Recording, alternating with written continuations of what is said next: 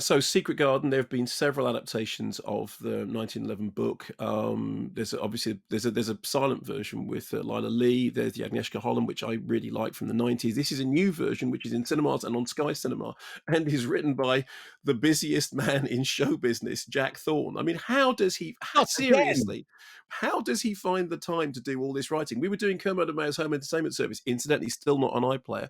And there's the Eddie. Oh, look, it's written by Jack Thorne. I was going to see a film about people in balloons. Oh, look, it's written by Jack Thorne. You're going to see a play about. Oh, look, it's written by Jack Thorne. I mean, the man is a machine.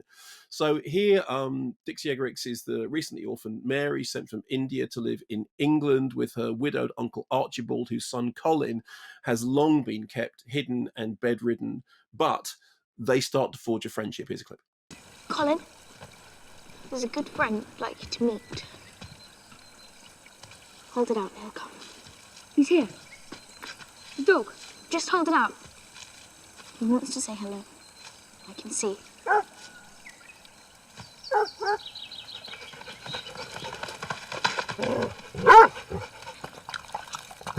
He took it from my hand. He did. Now he's licking my hand. He does that. It tickles. So here's the thing. It's an indestructible story, and it's had several tellings, and it will continue to have several more. This does a couple of sort of key updates. It changes the date, puts it forward about 50 years to 1947. We get more backstory on her parents, who are portrayed much more sympathetically. We move towards a climax which has been kind of reimagined, and in my mind, actually owes a debt to The Amazing Mr. Blunden, and therefore, by extension, to The Ghosts, the novel by Anthony Barber. And it is a very good and solid story. And this is done in a way which is kind of, when we find the garden itself, the magical garden, it's a combination of real life gardens. I think Treebar in Cornwall is one of them, but also some CG to give the garden a kind of magical edge. What you get more of is of her perspective, of the sense that this is the garden of her imagination, the garden of her dreams, and there is a magical element which is played up through that kind of combination of live action and CG.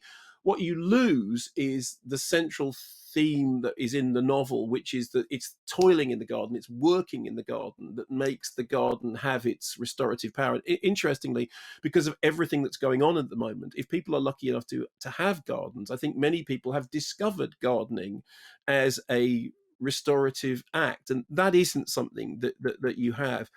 So it's a strange mix. It's perfectly fine. I don't think it's one of the classic timeless adaptations, but it is a story that will always work if you treat it with a certain degree of respect, which I think they have done.